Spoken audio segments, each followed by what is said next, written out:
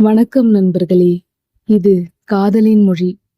இன்னைக்கு நாம கேட்க போற கதைய தொடங்கலாம் வாங்க. அரக்கனை ஆளும் அக்ஷரா கதையின் 24வது அத்தியாயம்.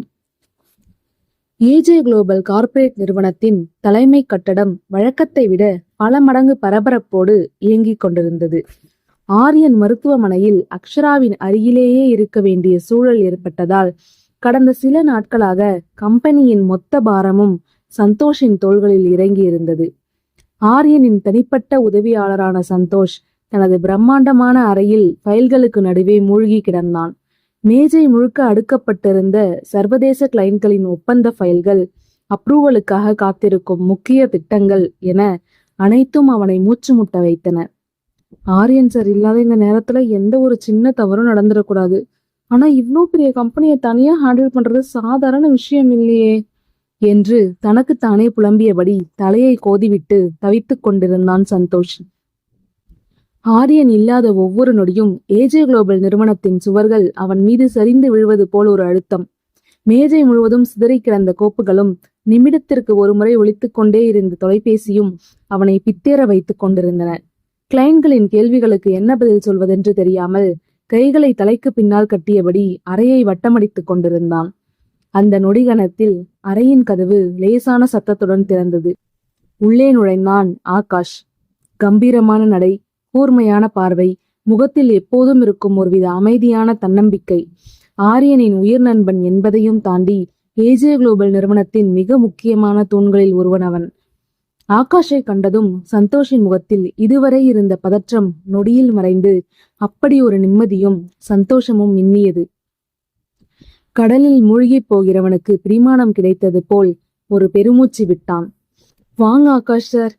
காட், நீங்க இந்த நேரத்துக்கு வந்ததே எனக்கு பெரிய ரிலீஃப் சார் என்று ஓடிச் சென்று அவனிடம் ஆதங்கப்பட்டான் சந்தோஷ்.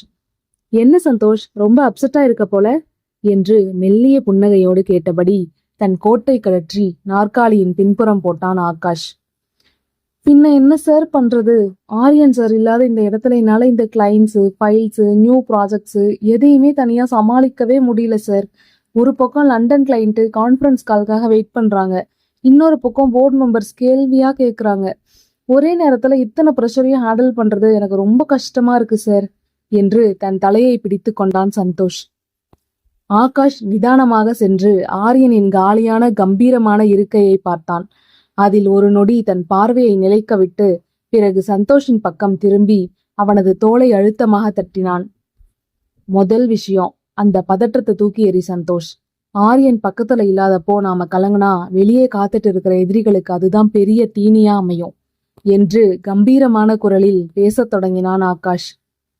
சார், ஆனா இப்போ எனக்கு புரியுது சந்தோஷ் என்று அவனது பேச்சை இடையில் மறித்தான் ஆகாஷ். ஆரியன் இப்போ அவனோட முழு கவனத்தையும் அக்ஷரா மேல வைக்க வேண்டிய சூழல். அங்க அக்ஷராவோட பாதுகாப்பு எவ்வளவுக்கு முக்கியமோ அதே அளவுக்கு இங்க இந்த கம்பெனியும் அவனோட பெயரும் முக்கியம். ஆரியன் இல்லாதப்போ இந்த ஏஜே குளோபலையும் அவனோட பிராண்ட் நேமையும் எந்தவித சேதாரமும் இல்லாம காப்பாற்ற வேண்டியது நம்ம ஒவ்வொருத்தரோட கடமை. ஆகாஷின் குரலில் இருந்த உறுதியும் நம்பிக்கையும் சந்தோஷின் மனதில் இருந்த பயத்தை பாதி குறைத்தது. ஆகாஷ் தொடர்ந்து, அந்த கிளைண்ட்ஸ் ஃபைல்ஸை எல்லாம் எடுத்துட்டு என் கேபினுக்கு வா. லண்டன் கான்ஃபரன்ஸ் காலை நானே அட்டன் பண்றேன். போர்டு மெம்பர்ஸ்க்கு என்ன பதில் சொன்னாங்கன்னு எனக்கு தெரியும். ஆரியன் உருவாக்கி வச்ச இந்த சாம்ராஜ்யத்தை யாராலும் ஒரு இன்ச்சு கூட அசைக்க முடியாதுன்னு இன்னைக்கு எல்லாருக்கும் புரிய வைப்போம். நீ பயப்படாம வேலையை பாரு. ஆரியன் அவனோட அக்ஷராவை பார்த்துக்கட்டும், நாம இங்க அவனோட கம்பெனியை பார்த்துப்போம் என்று புன்னகையோடு கூறினான். ஆகாஷின் அந்த உறுதியான வார்த்தைகள் சந்தோஷிற்குள் ஒரு புதிய தெம்பையும் தைரியத்தையும் விதைத்தன. உடனே தன் கை கவசம் இருந்த ஃபைல்களை அள்ளிக்கொண்டு ஆகாஷின் பின்னால் அவனது கேபினுக்கு நகர்ந்தான் சந்தோஷ். அடுத்த அரை மணி நேரத்தில் லண்டன் கிளைண்ட்களின் சந்தேகங்களை தன் சாதுரியமான பேச்சால் தீர்த்து வைத்த ஆகாஷ் போர்டு மெம்பர்ஸின் கேள்விகளையும் சுலபமாக கையாண்டு நிலைமையை சீராக்கினான். இருப்பினும் கம்பெனிக்குள் நிலவும் லேசான தயக்கத்தையும் குழப்பத்தையும் முற்றிலும் துடைத்தெறிய வேண்டிய தன் அவசியத்தை உணர்ந்தான். நிலைமையின் தீவிரத்தை உணர்ந்த ஆகாஷ் அடுத்த சில நிமிடங்களிலேயே செயலில் இறங்கினான். சந்தோஷை அழைத்து ஏஜே குளோபலின் அனைத்து துறை மேலாளர்கள் மற்றும் ஊழியர்களுக்கான அவசர மீட்டிங் ஒன்றை உடனடியாக ஏற்பாடு செய்ய உத்தரவிட்டான். சற்று நேரத்தில் ஏஜே குளோபல் நிறுவனத்தின் பிரம்மாண்டமான கான்ஃபரன்ஸ் ஹால் நிசப்தத்தில் மூழ்கி இருந்தது. டிபார்ட்மெண்ட் மேனேஜர்கள் முதல் அனைத்து எம்ப்ளாயீஸும் அங்கே கூடியிருக்க ஒவ்வொரு முகத்திலும் ஒருவித குழப்பமும் தயக்கமும் தாண்டவமாடியது. ஆரியன் இல்லாத இந்த சூழலில் கம்பெனி என்னவாக போகிறதோ என்ற பயம் அனைவர் மனதிலும் லேசாக எட்டி பார்த்து கொண்டிருந்தது. சந்தோஷ் கதவோரம் பதற்றத்துடன் நின்று கொண்டிருக்க ஹாலின் பிரம்மாண்டமான கதவுகள் திறந்தன. ஆகாஷ் உள்ளே நுழைந்தான். அவனது ஒவ்வொரு அடியிலும் ஒரு லீடருக்குரிய கம்பீரமும் எதிரே நிற்கும் அச்சத்தை சுக்குநூறாக்கும் ஆளுமையும் வெளிப்பட்டது. அவனது கூர்மையான பார்வையும் கான்பிடென்டான நடையும் அங்கிருந்த பதற்றமான சூழலை நொடியில் மாற்றின. நேராக டயஸ் நோக்கி நடந்தவன் மைக் முன்னால் வந்து நின்றான்.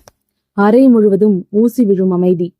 மைக் பிடித்து அனைவரையும் ஒருமுறை கூர்மையாக நிமிர்ந்து பார்த்தான் ஆகாஷ். அவனது குரல் ஸ்பீக்கரில் எதிரொலித்த போது அங்கே இருந்த ஒவ்வொரு நரம்பிலும் முறுக்கேறியது. இங்க இருக்கிற எல்லாரோட மைண்ட்ஸ்லயும் ஒரே கொஸ்டின் தான் ஓடிக்கிட்டு இருக்குன்னு எனக்கு தெரியும். ஆரியன் எங்க? கம்பெனியோட நிலைமை என்ன ஆக போகுது? ஆகாஷின் குரல் நிதானமாக தொடங்கி அடுத்த நொடியே மாசாக மாறியது. தெளிவா கேட்டுக்கோங்க. நம்ம எம்டி ஆரியன் சார் இப்போ சில தவிர்க்க முடியாத பர்சனல் ரீசனால ஆபீஸ்க்கு வர முடியல. ஆனா ஆரியன் சார் இந்த சேர்ல உட்கார்ந்துருக்கும் போது இந்த ஏஜே குளோபல் எந்த வேகத்துல இயங்குமோ அவர் இல்லாத இந்த நாட்களிலும் அதே ஸ்பீட்ல அதை விட டபுள் மடங்கு பிரசன்டேஷனோட இயங்கணும். டயஸில் இருந்தபடியே அனைவரையும் சுட்டிக்காட்டி வீரியமாக பேச தொடங்கினான். ஆரியன் சார் இல்லாத இந்த டைமை யூஸ் பண்ணி ஏஜே குளோபலை அசைச்சு பார்க்கலாம்னு வெளியே சில பேர் காத்துட்டு இருக்காங்க. அவங்களுக்கு நாம கொடுக்கிற ஒரே ரிப்ளை நம்ம ஒர்க் மட்டும்தான். எந்த ஒரு ப்ராஜெக்டும் ஒரு நிமிஷம் கூட லேட் ஆகக்கூடாது. எந்த கிளைண்ட்டும் அன்சாட்டிஸ்ஃபைடா வெளியே போகக்கூடாது. ஆரியன் சார் திரும்ப ஆபீஸ்க்குள்ள கெத்தா நடந்து வரும்போது இந்த கம்பெனி அடுத்த லெவல்ல நிக்கணுமே தவிர ஒரு இன்ச் கூட பின்னாடி போயிருக்க கூடாது. ஆரியன் உருவாக்கி வச்ச இந்த சாம்ராஜ்யத்தை எந்த கொம்பனாலும் அசைக்க முடியாதுன்னு ப்ரூவ் பண்ண வேண்டிய டைம் இது.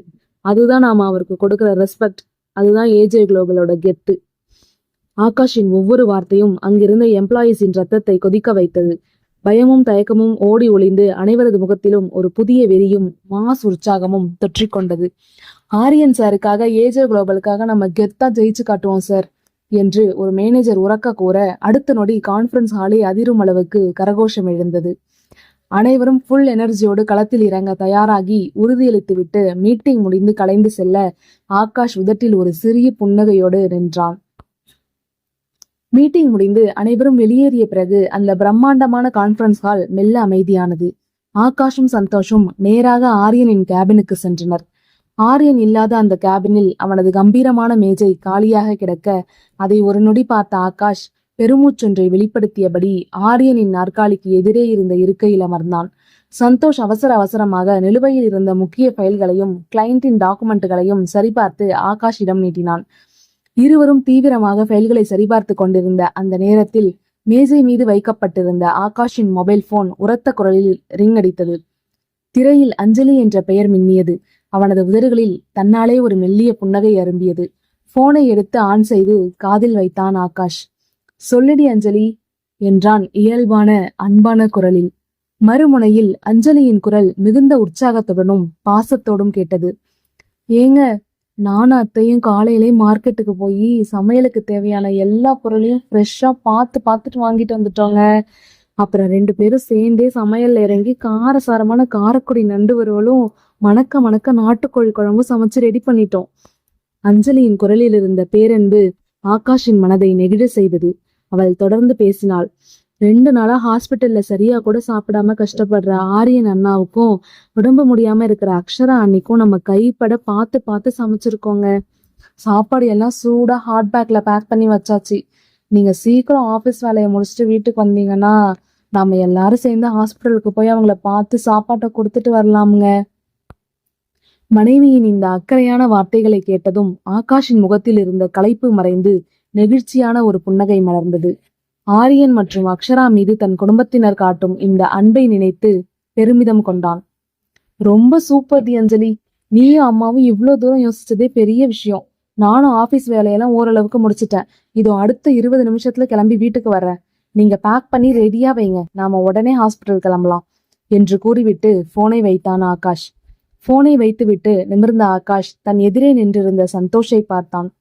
சந்தோஷ், அம்மாவும் அஞ்சலியும் ஆரியனுக்கும் அக்ஷராவுக்கும் வீட்லயே பார்த்து சமைச்சு பேக் பண்ணி வச்சிருக்காங்களாம். நான் வீட்டுக்கு போயிட்டு சாப்பாட்டை எடுத்துட்டு நேரா ஹாஸ்பிட்டல் கிளம்புறேன். நீ ஆபீஸ்ல இருந்து மீதி இருக்கிற கிளைண்ட் ஃபைல்ஸை கவனமா ஹேண்டில் பண்ணு. ஏதாச்சும் எமர்ஜென்சினா எனக்கு உடனே கால் பண்ணு என்று பொறுப்புகளை பிரித்து கொடுத்துவிட்டு தன் கோட்டை எடுத்து மாட்டியபடி கேபின்ல இருந்து வேக நடை போட்டு வெளியேறினான் ஆகாஷ். அதே நேரத்தில் மருத்துவமனையின் அமைதியான அந்த தனிமை பிரிவில் காலையின் மெல்லிய சூரிய ஒளி ஜன்னல் திரைகளை தாண்டி உள்ளே பரவிக் கொண்டிருந்தது. குளித்து முடித்து சுத்தமான பருத்தி ஆடையில் தேவதை போல அமர்ந்திருந்த அக்ஷராவின் அருகில் மெல்ல வந்து அமர்ந்தான் ஆரியன். அவளது ஈரக் கூந்தலிலிருந்து வீசிய மெல்லிய நறுமணமும் அவளது முகத்தில் படிந்திருந்த அந்த புதிய புத்துணர்ச்சியும் அவனது மனதிற்குள் அளப்பரிய நிம்மதியை தந்தன. அக்ஷரா தன் பார்வையை கீழே தாழ்த்தியபடி படுக்கையின் போர்வையை தன் விரல்களால் சலனமின்றி உருட்டி கொண்டிருந்தாள். இவ்வளவு நேரம் குளியல் அறையில் நடந்த அந்த மென்மையான எல்லையற்ற அன்பும் மரியாதையும் கலந்த தருணம் அவளது நெஞ்சிற்குள் மீண்டும் மீண்டும் அலைமோதி அவளது கன்னங்களை செவ்வானமாய் சிவக்க வைத்தது. ஆரியன் அவளது சுட்டித்தனமான வெட்கத்தையும் தயக்கத்தையும் பார்த்து ரசித்தபடி அவளது மெல்லிய கரத்தை தன் அகன்ற கைகளுக்குள் மென்மையாக பற்றி கொண்டான். அவனது கை சூடுபட்டதும் அக்ஷரா லேசாக சிலிர்த்து தன் அகன்ற விழிகளால் அவனை நிமிர்ந்து பார்த்தாள். என்னடி, இன்னும் அந்த பழைய பழம் ஏதாச்சும் மனசுக்குள்ள இருக்கா? என்கிட்ட எதையோ மறைக்க நினைக்கிற மாதிரி தெரியுதே என்று அவளது விழிகளை ஊடுருவி ஆழமான காதலோடு கேட்டான் ஆரியன். அக்ஷரா மெல்ல தலையசைத்து இல்லை என்பது போல் மறுத்தாள். பின்னர் தன் வறண்ட உதடுகளை நனைத்து கொண்டு தயங்கிய குரலில் பேசத் தொடங்கினாள். பயம் எதுவும் இல்ல ஆரியன், ஆனா எனக்குள்ள ஒரு பெரிய ஆச்சரியமும் நன்றியும் தான் இருக்கு. என்னை மிரட்டி கல்யாணம் பண்ணிக்கிட்டப்போ உன்னை ஒரு கொடூரமான அசுரனாதான் நான் பார்த்தேன். ஆனா இன்னைக்கு இந்த நிலைமையில என்ன ஒரு குழந்தை மாதிரி பார்த்துக்கிட்ட இந்த அன்பை என்னால நம்பவே முடியல. அவளது குரல் தழுதழுக்க அவனது கரங்களை இன்னும் சற்று இறுக்கமாக பற்றி கொண்டாள். எனக்கு அம்மா இல்லைங்கிற ஏக்கம் சின்ன வயசுல இருந்தே இருந்துச்சு ஆரியன். ஆனா இன்னைக்கு அந்த தாய் பாசத்தையும் தோள் கொடுக்கிற கணவனோட அரவணைப்பையும் ஒரே நேரத்துல உங்ககிட்ட நான் உணர்ந்தேன். இவ்வளவு தூரம் என்னை நேசிக்கிற ஒருத்தரை இத்தனை நாளா கோபப்பட்டு வெறுத்து ஒதுக்கிட்டேனேன்னு நினைக்கும் போதுதான் மனசுக்கு ஏதோ மாதிரி இருக்கு. அவளது உதடுகளில் இருந்து வெளிவந்த இந்த வார்த்தைகள் ஆரியனின் அசுர நெஞ்சில் தேனாய் பாய்ந்தன. இதுவரை அவளது சம்மதத்திற்காக காத்திருந்த அவனது காதலுக்கு அவள் கொடுத்த மிகப்பெரிய அங்கீகாரமாக அது இருந்தது. ஆரியன் லேசாக புன்னகைத்து அவளது குனிந்த முகத்தை தன் விரல்களால் ஏந்தி பிடித்தான். அவனது பெருவிரல் அவளது சிவந்த கன்னத்தை செல்லமாக வருடியது. ஏய் லூசு பொண்டாட்டி, உன்னை மிரட்டி கல்யாணம் பண்ணது உண்மைதாண்டி என்று தாழ்ந்த கம்பீரமான குரலில் பேசத் தொடங்கினான் ஆரியன். ஏன்னா அந்த நேரத்துல உன்னை என் வாழ்க்கைக்குள்ள கொண்டு வர எனக்கு வேற வழி தெரியல. உன்னை தவிர வேற எந்த பொண்ணையும் என் பொண்டாட்டியா நினைச்சு கூட பார்க்க என் மனசுக்கு தெரியலடி. உன் மேல எனக்கு இருக்கிறது ஏதோ ஒரு நாள்ல வந்துட்டு போற ஆசை இல்ல, உன் உச்சி முதல் பாதம் வரைக்கும் நிறைஞ்சிருக்கிற ஆழமான பித்தம். அக்ஷரா அவனது கண்கள் காட்டிய பேரன்பில் மெய்சிலிர்த்து போனாள். அவனது விழிகளில் தெரிந்த நேர்மையும் காதலும் அவளை மெல்ல கரைத்து கொண்டிருந்தன. ஆரியன் தொடர்ந்து அவளது கரத்தை எடுத்து தன் மார்பில் வேகமாக துடித்து கொண்டிருக்கும் இதயத்தின் மீது வைத்தான். இங்க அடிச்சுக்கிற ஒவ்வொரு துடிப்பும் உன் பேரை மட்டும் தாண்டி சொல்லுது. உலகத்தையே எதிர்த்து நிக்கிற இந்த ஆரியன் உன் முன்னாடி மட்டும் தோத்து போய் நிக்கிறதுக்கு காரணமே உன் மேல இருக்கிற இந்த காதல் தான். உனக்கு ஒரு சின்ன கஷ்டம்னா கூட இந்த ஆரியனோட உலகம் ஸ்தம்பிச்சு போயிடும்டி என்றான் ஆழமான அழுத்தத்துடன். அக்ஷராவின் விழிகளில் லேசாக கண்ணீர் துளிர்த்தது. ஆரியன், நான் உங்களை புரிஞ்சுக்க ரொம்ப டைம் எடுத்துக்கிட்டேன்னு தோணுது என்று விம்மினாள். ஹே லூசு என்று அவளது கண்ணீரை தன் விரல்களால் துடைத்து விட்டான் ஆரியன். எனக்கு உன்கிட்ட இருந்து எந்த அவசரமும் இல்லடி. நீ என் பக்கத்துல என் பார்வையில இருந்தா மட்டும் போதும். இந்த ஆரியனோட காதல் எவ்வளோ உண்மையானதுன்னு உன் மனசு ஒவ்வொரு நொடியும் உணரணும். அதுதான் எனக்கு வேணும். அவனது நெற்றியை அவளது நெற்றியோடு மெல்ல முட்ட வைத்தான். இருவரின் மூச்சுக்காற்றும் ஒன்றோடொன்று கலந்து அந்த குளிரூட்டப்பட்ட அறையை அழகான காதலின் கதகதப்பால் நிரப்பியது. ஆரியன், நீங்க உண்மையிலேயே அசுரன் இல்ல, என் வாழ்க்கையை காப்பாத்த வந்த தேவதூதன் என்று அக்ஷரா நெகிழ்ச்சியோடு கூறினாள். ஆரியன் அவளது வார்த்தைகளில் லேசாக நகைத்து அவளது உச்சி மண்டையில் தன் உதடுகளை பதித்து நீண்ட முத்தமிட்டான். உனக்கு நான் தேவதூதனா இருந்தாலும் சரி, அசுரனா இருந்தாலும் சரி, இந்த ஆயுசு முழுசும் உன்னை என் கண்மணி மாதிரி பொத்தி பொத்தி காப்பாத்த போறவன் நான் மட்டும்தாண்டி என்று உறுதியான குரலில் கூறினான். அக்ஷரா தன் வெட்கத்தை மறைக்க முடியாமல் அவனது மார்பில் லேசாக தலை சாய்த்து கொண்டாள். அவனது இதய துடிப்பை மிக அருகில் உணர்ந்த அந்த நொடியில் ஒவ்வொரு துடிப்பும் ஒரு சீரான தாளத்தோடு அவளுக்குள் ஒரு புதுவித பாதுகாப்பையும் நிம்மதியையும் தந்தது. இத்தனை நாட்களாக அவனுக்கும் தனக்கும் இடையே இருந்த அந்த மெல்லிய சுவர் இப்போது கொஞ்சம் கொஞ்சமாக உடைந்து நொறுங்குவதை அவளால் தெளிவாக உணர முடிந்தது. ஆரியன் தன் அகன்ற விரல்களால் அவளது ஈரம் சொட்டும் கூந்தலை மெல்ல கோதிவிட்டான். அவனது ஸ்பரிசம் தந்த கதகதப்பில் அக்ஷரா கண்கள் மூடி அவனை இன்னும் நெருக்கமாக அணைத்துக் கொண்டாள். என்னடி, என் நெஞ்சில தலை வச்சு என்ன யோசனை ஓடுது என்று தாழ்ந்த காதலார்ந்த குரலில் கேட்டான் ஆரியன். அக்ஷரா மெல்ல நிமிர்ந்து அவனது தாடையை பார்த்தபடி, உங்களை நினைச்சு நான் எவ்வளவோ கோபப்பட்டு இருக்கேன், திட்டி இருக்கேன். ஆனா ஒரு தடவை கூட நீங்க என் மேல கோபப்பட்டதே இல்லையே, ஏன் ஆரியன் என்று கேள்வியாக அவனை பார்த்தாள். ஆரியன் லேசாக புன்னகைத்து அவளது முகத்தை தன் இரு கைகளாலும் ஏந்தி கொண்டான். அவனது விழிகளில் தெரிந்த காதல் அக்ஷராவின் நெஞ்சை அசைத்து பார்த்தது. உன் மேல எப்படிடி எனக்கு கோபம் வரும் என்று கேட்டபடி அவளது நாசியில் தன் மூக்கை உரசினான் ஆரியன். நீ என் மேல காட்டின கோபம், வெறுப்பு எல்லாமே உனக்கு என் மேல இருந்த பயத்தால வந்ததுன்னு எனக்கு தெரியும்டி. ஆனா அந்த பயத்துக்கு பின்னாடி இருக்கிற உன் பிஞ்சு மனசு எனக்கு நல்லாவே தெரியும். இந்த உலகத்துல எல்லாரும் என் அதிகாரத்தையும் என் கோபத்தையும் மட்டும்தான் பார்ப்பாங்க. ஆனா உன் முன்னாடி நிற்கும் போது மட்டும் இந்த ஆரியன் தன்னோட அத்தனை கெத்தையும் தூக்கி தூர போட்டுட்டு அன்பான கணவனா மட்டும்தான் நிப்ப. அக்ஷராவின் இதயம் வேகமாக துடிக்கத் தொடங்கியது. அவனது வார்த்தைகள் ஒவ்வொன்றும் அவளது மனதை அப்படியே அள்ளிச் சென்றன. அக்ஷராவின் கண்கள் கலங்கின. எனக்கு இதையெல்லாம் கேட்கும்போது உண்மையிலே வார்த்தைகளே வரல ஆரியன். எனக்கு நீ யாருமே இல்லைன்னு ஏங்கினப்போ, எனக்காகவே ஒருத்தர் இவ்வளவு தூரம் உயிரை கொடுக்க தயாரா இருக்கீங்கன்னு நினைக்கும் போது என் மனசு பூரிச்சு போகுது. ஏ பொண்டாட்டி என்றபடி அவளது கண்ணீரை தன் உதடுகளால் மெல்ல ஒற்றி எடுத்தான் ஆரியன். இனிமே எனக்குன்னு யாரும் இல்லைங்கிற வார்த்தையே உன் வாயில இருந்து நான் கேட்கவே கூடாது, புரியுதா? உனக்காக வாழ, உன்னை தாங்க, உன் ஒவ்வொரு ஆசையும் நிறைவேற்ற இந்த ஆரியன் உயிரோட இருக்கேண்டி. நீ எனக்கு பொண்டாட்டி மட்டும் இல்ல, என் வாழ்க்கையோட தேவதை. அக்ஷரா அவனது கழுத்தை கட்டிக்கொண்டு அவனது தோளில் தன் முகத்தை புதைத்துக் கொண்டாள். அவளது காதலை முழுமையாக வெளிப்படுத்தும் அந்த விசேஷ தருணம் வெகு தொலைவில் இல்லை என்பதை இருவரின் மனங்களும் மௌனமாக உணர்ந்து கொண்டிருந்தன. ஆகாஷின் வருகையும் குடும்பத்தினரின் இந்த அன்பும் ஆரியன் அக்ஷராவின் வாழ்வில் பூரண நிம்மதியை கொண்டு வருமா, அல்லது ஆரியன் ஆபீஸில் இல்லாத இந்த சூழலை பயன்படுத்தி கொள்ள காத்திருக்கும் அந்த பின்புல எதிரிகள் வீசப்போகும் அடுத்த வலை என்ன? அசுரனாக பார்த்த ஆரியனை தன் வாழ்க்கையை காப்பாற்ற வந்த தேவதூதனாக ஏற்றுக்கொண்ட அக்ஷரா தன் மனதில் இருக்கும் ஆழமான காதலை அவனிடம் முழுமையாக வார்த்தைகளால் வெளிப்படுத்தும் அந்த தருணம் எப்போது நிகழப்போகிறது? அக்ஷராவின் இந்த நிலைமைக்கு காரணமான விக்ரம் ரத்தோரை ஆரியன் திட்டமிட்டபடி தூக்கி பழி தீர்ப்பானா, அல்லது விக்ரம் வீச போகும் சதிவலையில் ஏஜே குளோபல் சிக்க போகிறதா? இந்த ஸ்டோரியோட கண்டினியூவேஷனை தெரிஞ்சுக்க நம்ம சேனலை சப்ஸ்கிரைப் பண்ணிக்கோங்க. நன்றி.